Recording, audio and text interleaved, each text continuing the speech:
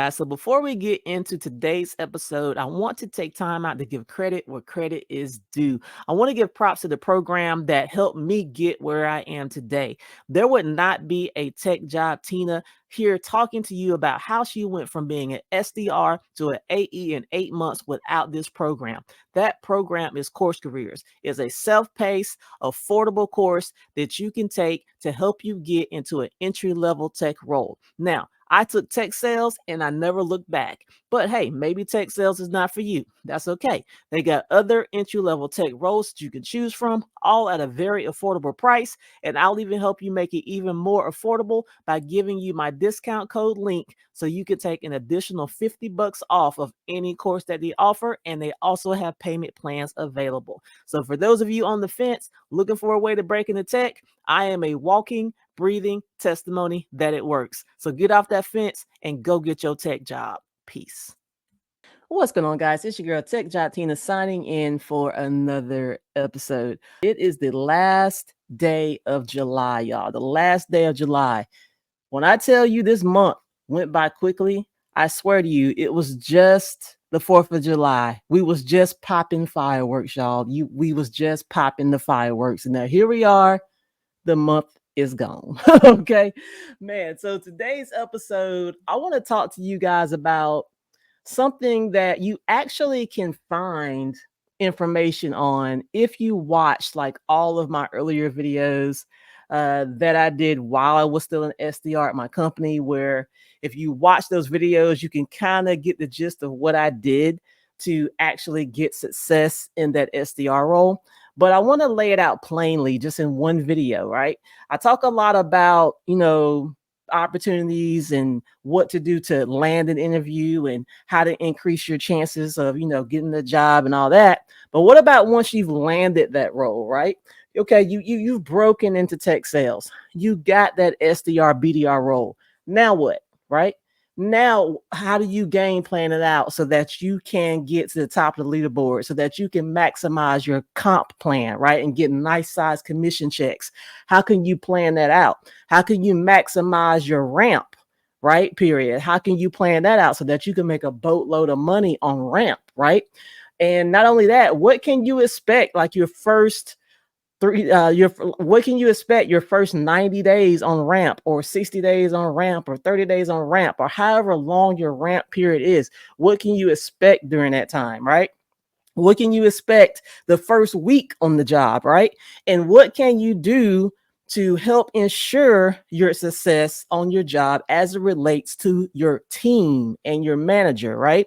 So I want to kind of unpack all of those things. And like I said, I kind of touched on all of that stuff along my journey, but I never really had one video that pretty much said, hey, okay, when you jump into tech sales and SDR, focus on these things, giving you like a mini blueprint of what you can do to help maximize your time in that role. Because most of you, when you jump into those SDR roles, and if you're really good at it, in fact, hell, if you're decent at it, you could probably look to be in that role for maybe about a year. Could be a little bit less, could be a little bit more, depending on what company you're starting with, right?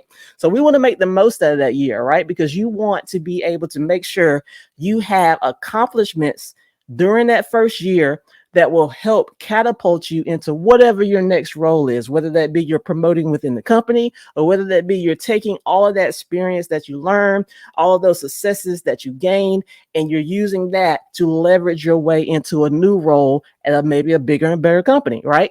So let's kind of talk about that. What can you do? How can you maximize your first year as an SDR, right? So first, let's talk about day one as an SDR, right? Day one through maybe day 15, first 2 weeks as an SDR, right?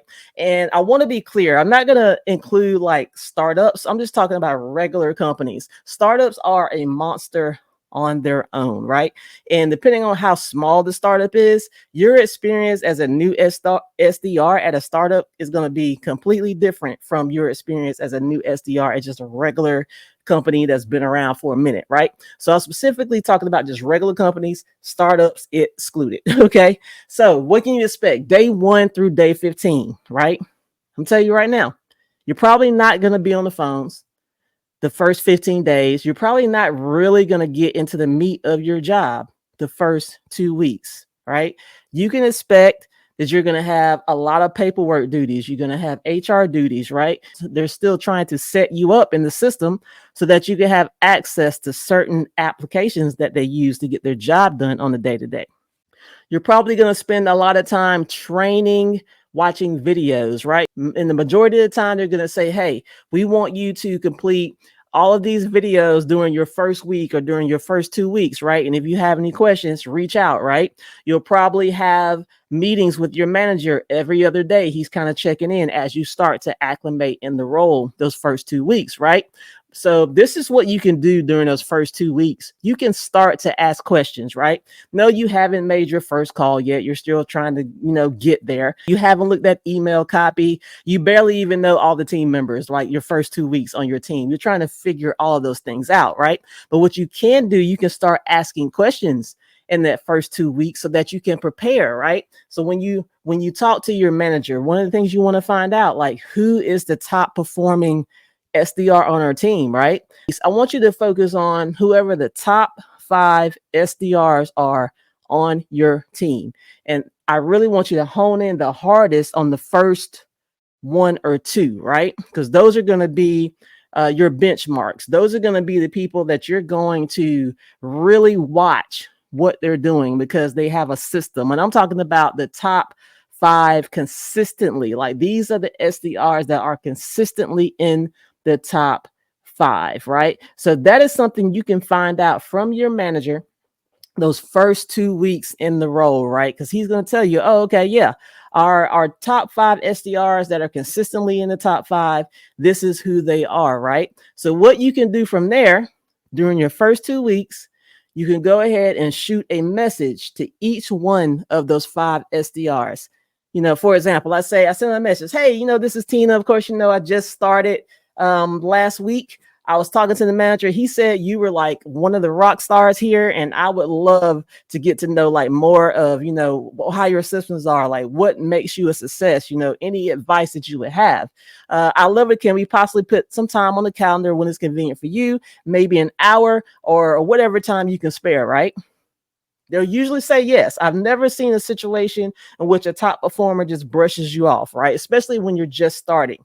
We all know what it feels like to be new. So most times we're happy to help, right? So that's a great way for you to take some initiative your first 2 weeks, right? Because you're in ramp right now. This is the perfect time for you to start planning because nobody's expecting great things from you right now. You just started, right? So what you want to do is, like I said, find out who those top 5 SDRs are, the consistent top 5, and start making friends with them. You want to put time on the calendar with each one of them so that you can start learning what their processes are, what their systems are, what advice they have that you can use so that you can also get your spot in the top 5 as well. That's something that you can start doing within the first 2 weeks, right?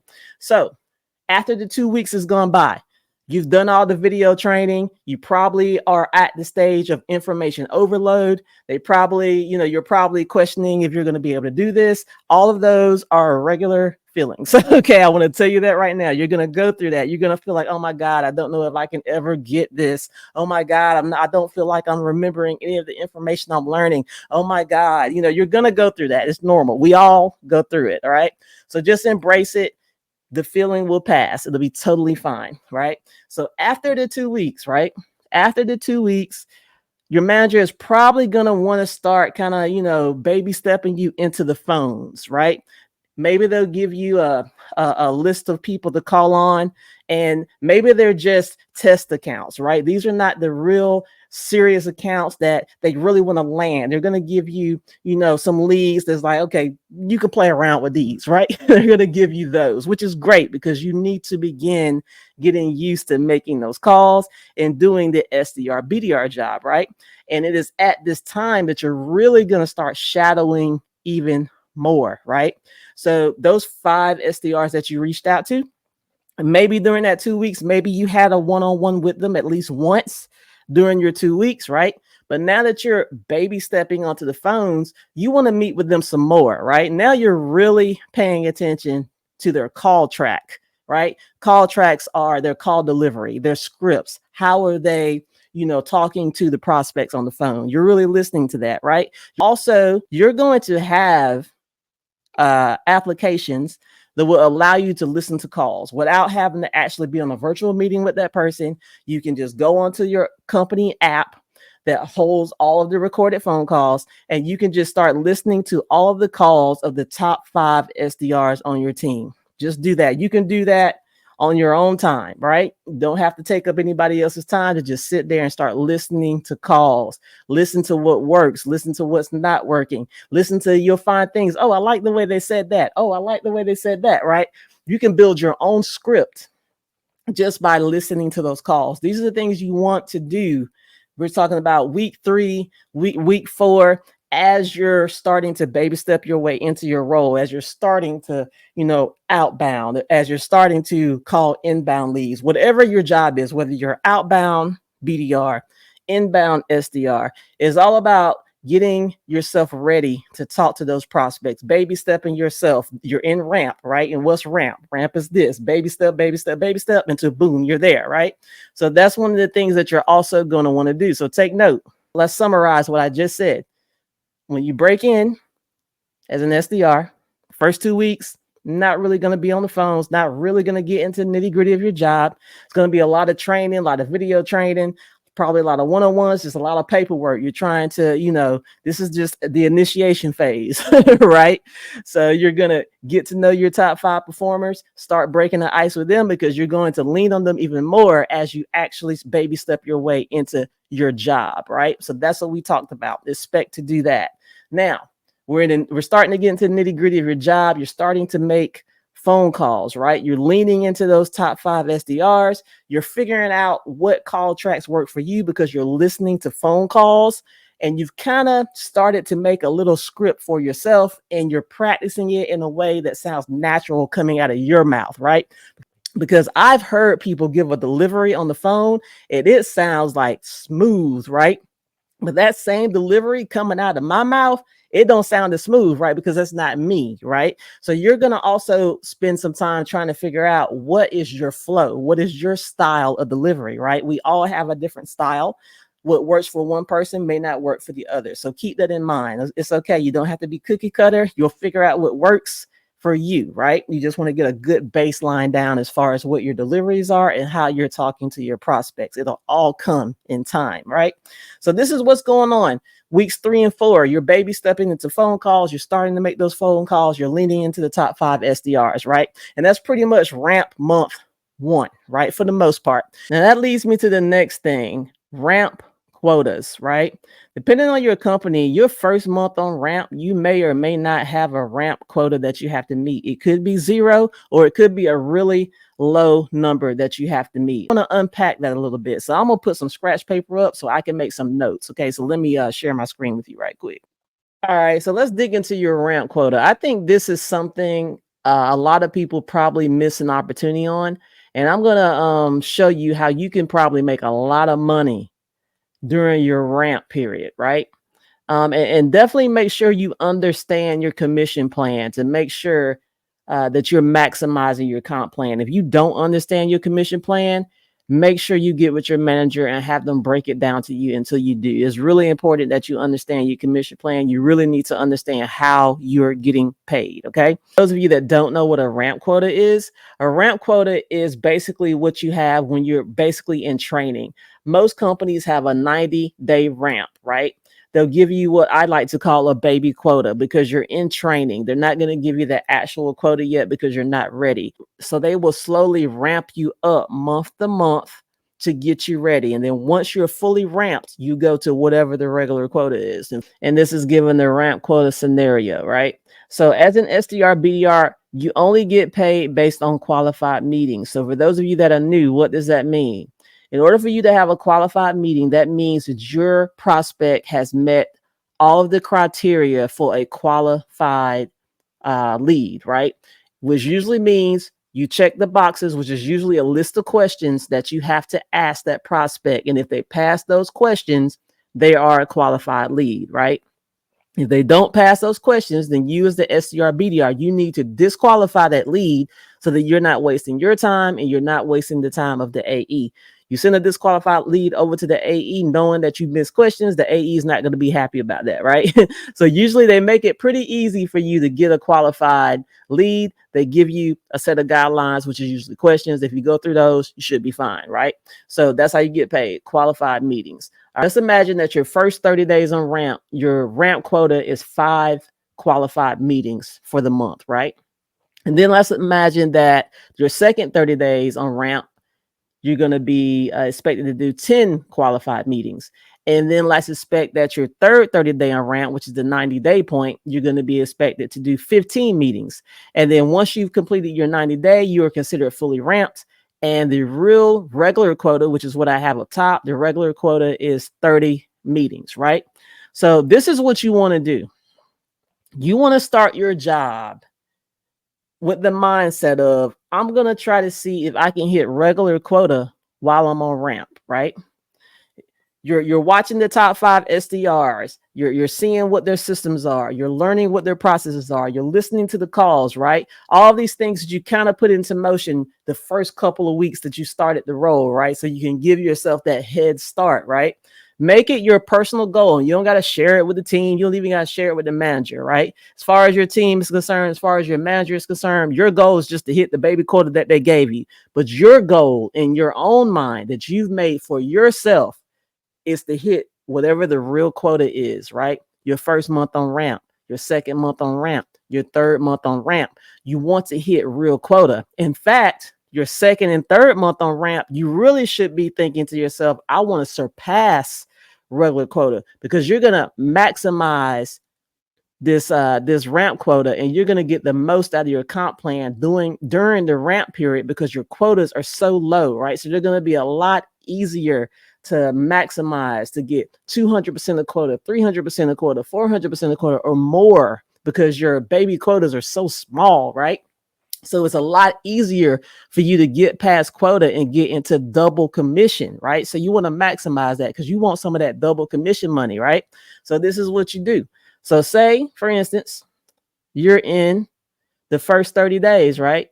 You only had to book 5 meetings, but imagine you were able to book 30 meetings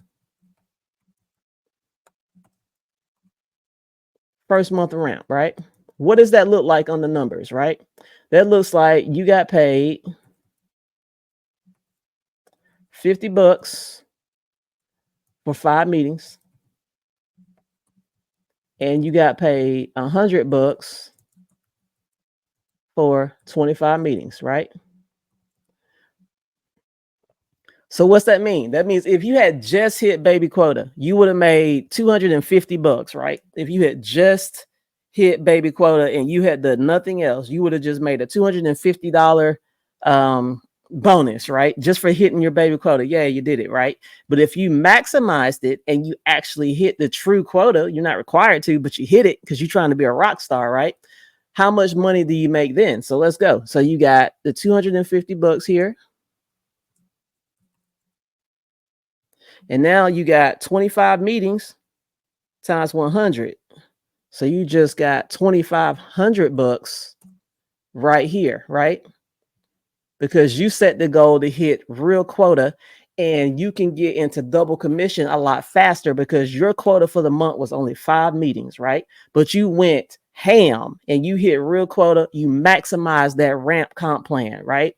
This is what you want to do. I tell people you can make so much money during ramp because you got those baby quotas. It's easy to triple, quadruple, quintuple, whatever that baby quota, right? So that's the first month right there, right? So imagine second month on ramp. By the time you get in the second month, man, you a little bit better than you was in the first one, right? You getting better, right? So second month on ramp. Let's say you hit 45 meetings, right? Because you're a rock star. You went in hard in that first ramp month. You figured out what you need to do, and all you did was increase your action so you can get a bigger result, right? So what's that look like, right? So second month on ramp, you got paid $50 for the 10 meetings because that was your ramp quota for the second month, right? So you get $500 right there because you went ham on your second month on ramp. You messed around and you booked an additional 35 meetings on top of that, right? So now you get paid $100 for 35 meetings, right? $3,500, right? So now you're looking at a $4,000 bonus. Yeah, there's going to be taxes and things taken out of that, but you got a $4,000 bonus check. Why? Because you went ham on your baby quota, right? Instead of booking the 10, meetings that they expected of you, you went ham and you booked 45, right? So you got into double commission territory, right? So I can't stress this enough. It is so easy to get into double commission territory on ramp because you got them baby quotas, right? So let's go into the third month, right? So you got a little bit of experience under your belt. You've been in the game 2 whole months. You have learned some things, right? You've been watching the top 5. You've been listening to your calls. You've been perfecting your call scripts, right? You getting that thing really tight, right? So let's say you really went in on the third and last month of ramp, right? And let's just say you booked 60 meetings, right? 60 meetings, right? Your ramp quota for the third month was 15 meetings, right? So now you're going to get paid $50 for the 15 meetings. And you're going to get paid $100 for 45 meetings, right? All right, so what are we looking at right here? Let me get this old calculator out. Looking at $750 for them 15 meetings.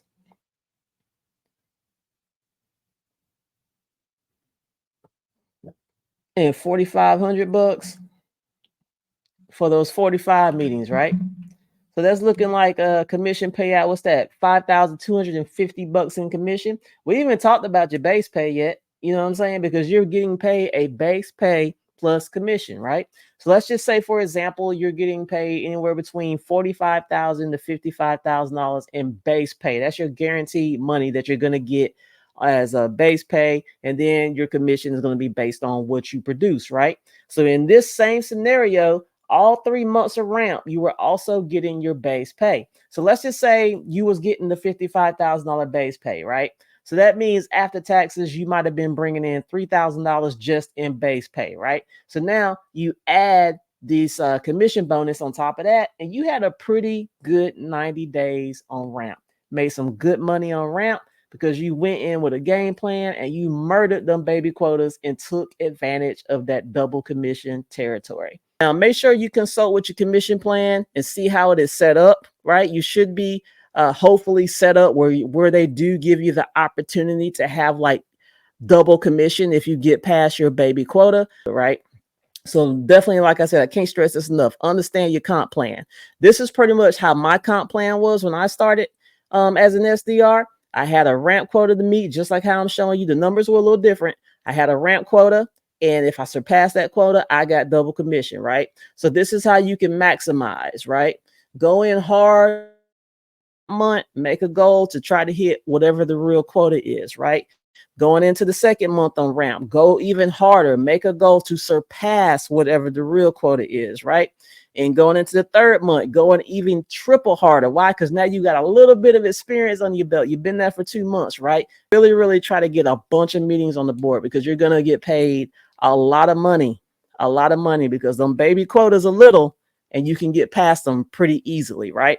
So I wanted to put that out there because I know a lot of you guys, you're breaking in as a new SDR, BDR, and they present you with a baby quota. And because you're new, in your mind, you just say, okay, I just want to be able to hit whatever that quota is. But no, your goal needs to be past whatever that baby quota is. So I want you to start thinking that way, because if you think the way I'm telling you that you should, that first 90 days on ramp, you're going to make a lot of money, and that's going to make you feel really good about your job going in. Nothing's going to make you feel better than when you maximize them quotas and you get them double commission payouts. You're going to love this SDR BDR role, because that's where I was. I was like, yo, my checks is looking nice. I am happy. Okay. So that's where I want you to be. So in order for you to experience that, Really plan your first 90 days out exactly like I am telling you so that you can make a boatload of money, man. So let's unpack and summarize everything I just told you, what you need to be doing in your first 90 days so that you can set yourself up for success in your first year as an SDR. Now, first thing I said was, let's set the expectation.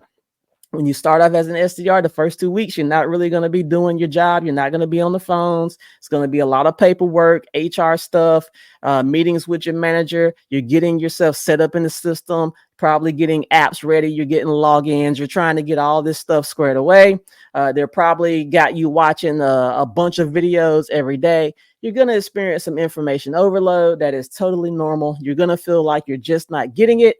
That is totally normal. That's what's going to happen your first 2 weeks. And what did I say? During that first 2 weeks, you want to start making friends with the top 5 SDR BDRs on your team, because you want to start to learn what are their systems, what are their processes, what advice can they give me, what are they doing that's putting them at the top of the leaderboard consistently month to month, right? You want to start studying them, right? Studying their game. What are they doing? Getting to know what they do, because you want to mimic them so that you can have success, so that you can be in the top 5 consistently, right? That's what you want to do. First 2 weeks, you're breaking ice, sending those messages to them, trying to get some time on the calendar so that you can start the process of getting to know what they're doing that is working and is getting them the results that you want to be getting, right? First 2 weeks, right? Now, after the first 2 weeks, right, you're going into week 3, week 4. You've broken the ice with those top 5 SDRs.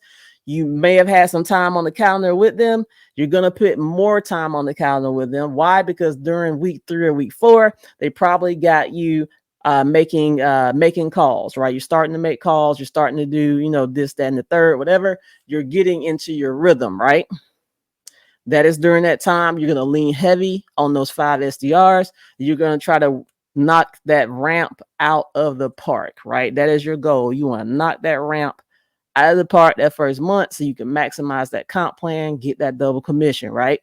Then what I say, you rolled into the second month on ramp. You learned some things. You've been on the phone. You're going to try to maximize again, get even more meetings on the board. Third month on ramp.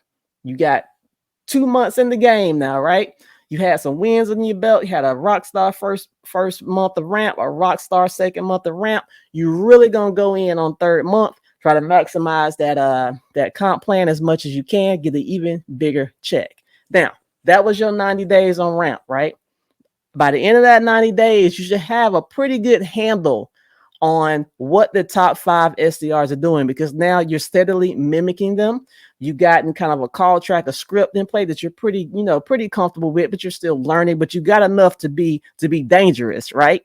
So you're going to continue doing what you're doing, right? And you're going to continue to use those top SDRs, right, as your benchmark, right? You're going to make it your mission to chase them up the leaderboard every month. You're going to turn that into your own personal little game, and you're going to have fun with it. And I guarantee you, if you make it your mission to just play chase and chase those top performing SDRs up the leaderboard every month, you will be at the top of the leaderboard. That's what they're doing. Don't try to reinvent the wheel. They got something that's working. Just copy it. Yeah, you can do subtle tweaks or whatever, because you are you and they are them. But at the same time, they got a system that works. Learn the system. That's what it's going to take to get to where they are, right? But other than that, man, that is basically about it. Most of the work that you're going to do to set yourself up for success is going to happen in the first 90 days, because you're laying the groundwork. You're putting things into play. You're learning what you need to do, what you don't need to be doing, right? So it's very important that you make the most of your 90-day ramp period, because that's really going to set the floor for your performance in that first year as an SDR. So I hope this was helpful for you guys. I told you what to do, how you should be thinking going in. I gave you a mini blueprint for what you need to be focusing on and what you can expect and what you need to be doing your first 90 days on ramp, to not only set yourself up for success during that first year as an SDR BDR, but also to maximize that ramp period. I'm telling you from personal experience, if you get in there and you kill them baby quotas, you can make so much money, and you're going to be really, really happy with that, man. So once you break in, refer back to this video and do exactly what I'm telling you to do. You're going to have some nice commission checks. So for those of you that are, newly in tech sales, or maybe you're about to start in tech sales, I'm definitely interested to hear from you. Or if you have any general comments or questions about the video, I'm definitely interested to hear that too. I'm going to stop the video right here. I will see you guys later. Tech Job Tina is out. Peace and blessings. Bye.